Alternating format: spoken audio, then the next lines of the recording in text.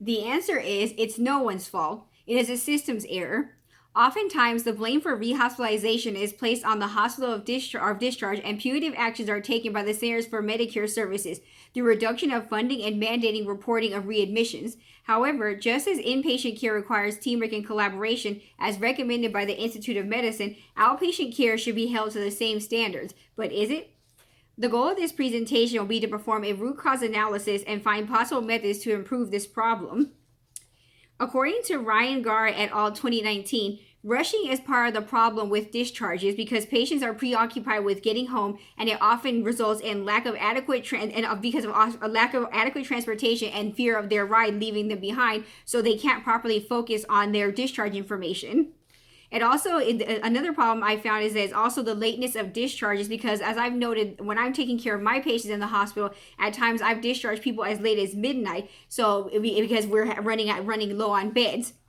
So rather than punitive actions like decreasing reimbursement, the Centers for Medicare Services should provide more resources to aid for discharges in outpatient care services and follow-up. Although we have standardized discharge communication forms, it is not yet proven that this has reduced readmission, and results of studies done to determine this are conflicting. According to Field et al. 2014, they stated that in a systematic review of post-discharge transition models, they found there is no model that is reliably effective in reducing hospitalizations. So if no proper method has been found, why punish institutions rather than propose a different way of approaching the issue?